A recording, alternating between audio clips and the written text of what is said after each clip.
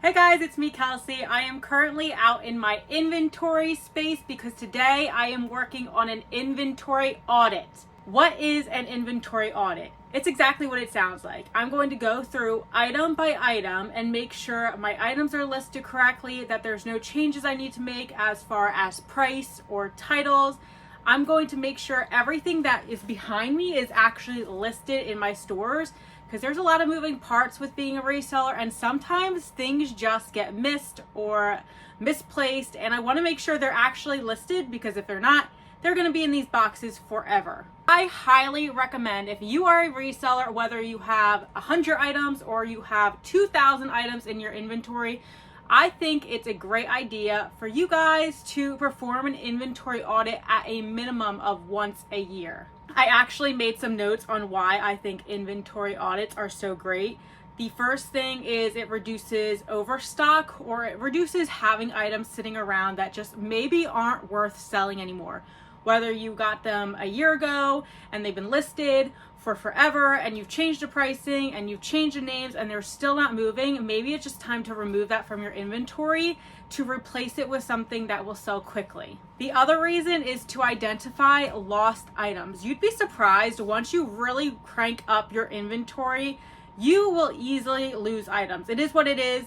No matter how much organization you have, it's so easy to misplace an item. So I'm going to go through these boxes and make sure every single item that is in these containers and on my shelves is actually listed. And if it is listed, I want to make sure that the inventory SKU number is correct in my computer database.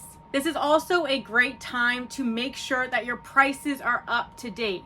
Comps are constantly changing, whether it's through the season or just over time. You want to make sure that if your listing has been up for a year, that you've changed the comps or you've changed the pricing for that item according to the current market comps. I typically check the title of my listing. If I do decide to keep an older item, make sure the title is up to date, the price is up to date, and again, that the inventory SKU number all matches what's actually in here compared to what's on my computer. Because when it's time to pull a sale, I want to make sure it's as seamless as possible. All I have to do is look at that SKU number, go to box X, find bag number X30, and it's right there where it should be.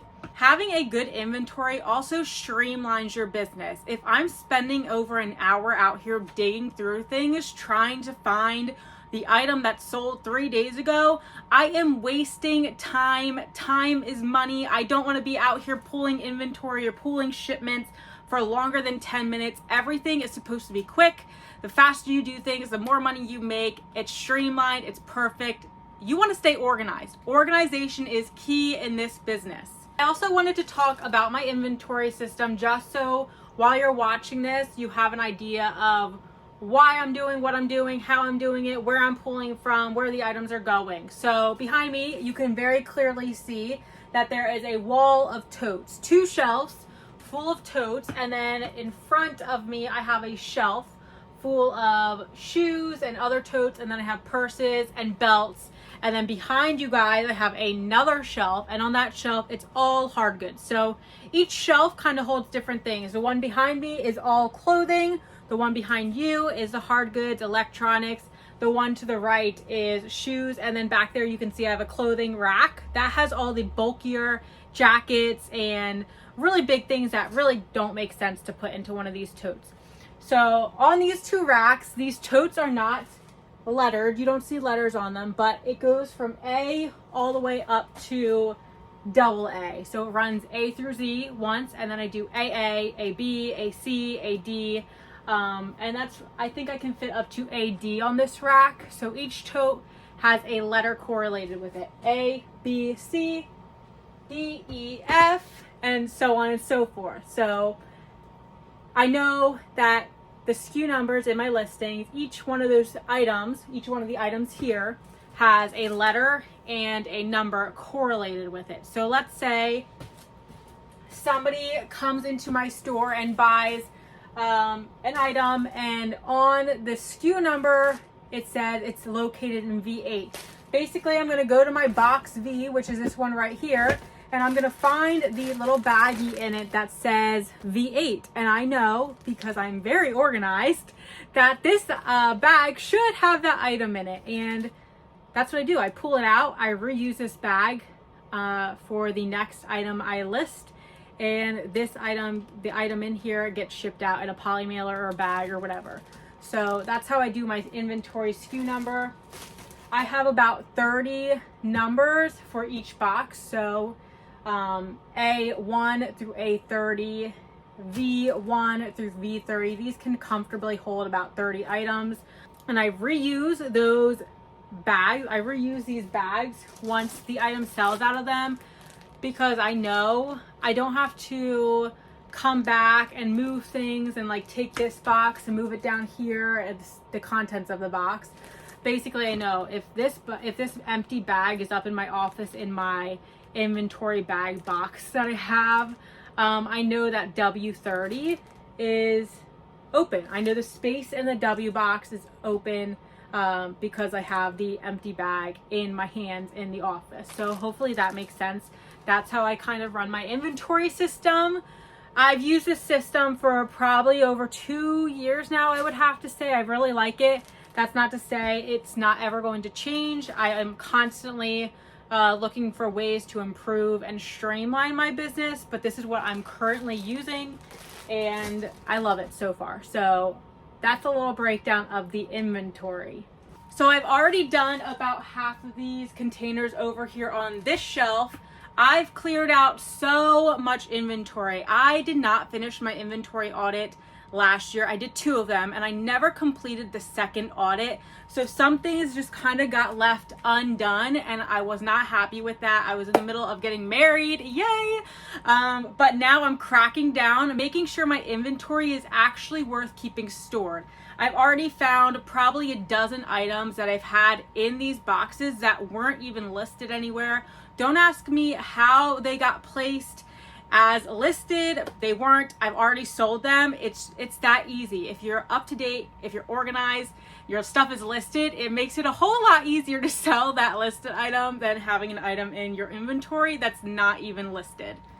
So I'm going to show you how I go about an inventory audit. And I understand everybody's inventory system is very different, but this is how I do it. You have to first, as you're doing this, set up rules for yourself. When you're looking through each of these boxes or each of these bags, what are your criteria? What's your criteria to keeping items? What's your criteria for getting rid of items? That's something really important to decide before you even start going into this stuff. So for my business, I am going to look at items older than a year, and that is when I'm going to decide, is this actually worth keeping in my inventory system? Is it still selling? Do I have it priced too high? Maybe the style's not in season anymore. I'm going to consider all of those things when taking a piece out of this inventory to decide, am I going to donate this? Am I going to throw it into a whatnot show? Am I going to take it to a buy sell trade store? There are tons of different ways to get rid of inventory that may be stale in your closet. And it's just a really great way to keep your closet current and moving. Now, I will say, to know how old your item is, you do have to be keeping a log somewhere. There are tons of different virtual assistants and Excel spreadsheets and databases that you can use that are available, whether you pay or use it for free online. I have some of my resources linked below. So having that information is super crucial to be able to run a successful inventory audit. So right now I am on box H. This box isn't really that full, which is promising. Hopefully that means I'm not going to have to get rid of a bunch of items. What I'm going to do is I am going to pull out one item. I'm going to go into my computer. I am going to make sure that this item, see how long, the first step is to see how long it's been listed. If this has been listed over a year, it's almost an immediate, I'm going to get rid of this item. Sometimes I will look at the price and see, okay, I have this listed $10 more than current comps. This current sell-through rate is 100%. If I lower the price down of this, it will sell super quickly. So you really have to look at individual items, look at the comps, look at the sell-through rate, and go from there. But almost always, if I have an item that's been sitting in my closet somehow for over 2 years, I am so sick of seeing that item and it is going to get donated or repurposed elsewhere. And yes, this does take time to do. Inventory audits are definitely not fun, but in the long run, they are 100% worth it. It's an ease of mind knowing that when something sells, you 100% know, because of all the work you've put into it, you know you have that item, you know exactly where you can find that item, and it just makes everything run so much more smoothly. I'm curious if you guys have ever performed an inventory audit and how long it took you. The first one I ever did took me so long, kind of an unreasonable amount of time. But now that I have the hang of things and I know what I'm doing and I know what I'm looking for, it goes way faster. I kind of just put on a podcast or put on some music and get to work out here. First item I pulled out is this pair of Wrangler pants. I actually just listed these a few days ago, so I know the comps are up to date. I know that I just need to give these a little bit of time to actually sell. What I'm going to do though, just in case I did something incorrect with the listing, I am going to look this up in my spreadsheet, and I am going to make sure that the current SKU number on this bag is listed on the spreadsheet. So again, when it sells, I am able to pull this out within a few seconds. And this one looks good to go. So first item is in the clear. She gets to have her moment when she sells. It's super exciting. I already see a few items in here. I'm like, ooh, how long has that actually been listed? And trust me guys, it sometimes is shocking. When I did my belts and accessories and bags, I was pulling belts out of there that I have had listed for probably 3 years. And it's so easy to let things sit when you're not constantly checking and updating your inventory. So don't get discouraged if you're going through your stuff and are saying like, oh my goodness, this has been listed way longer than I realized. Take a second, make sure your title is up to date. If you don't have good photos, retake those photos. Sometimes it's as simple as changing a few words, lowering the price a little, and your item can still sell even if it's been sitting for 3 years. I wanted to share an example with you. I've already, like I said, I've gone through a lot of this stuff already. I've done a few items where I've just completely got rid of them and donated them or put them on a whatnot show and moved on from them, let somebody else make some money off that item. And then I've had other items where I found them in my drawers. They weren't listed. I listed them and they sold within 2 days. I had another item, a cashmere sweater. I had this sweater listed for $65 for whatever reason. At the time, I thought that was a great price for it.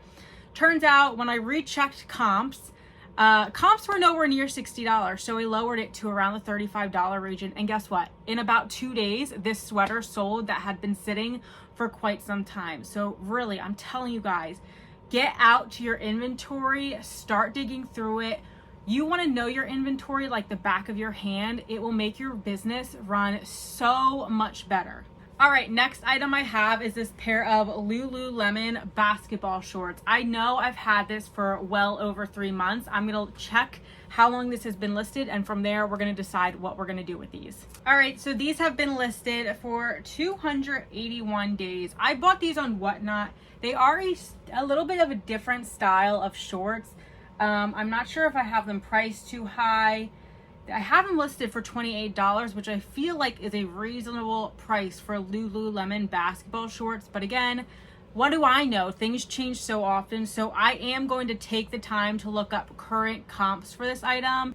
And when you're checking comps, it's really important to make sure that you actually are looking for the size of your item, the color of your item. You don't want to just put in Lululemon shorts, because some Lululemon shorts sell for $20 while other Lululemon shorts can sell upward of $60. So it's really important to look up comps according to the item you have.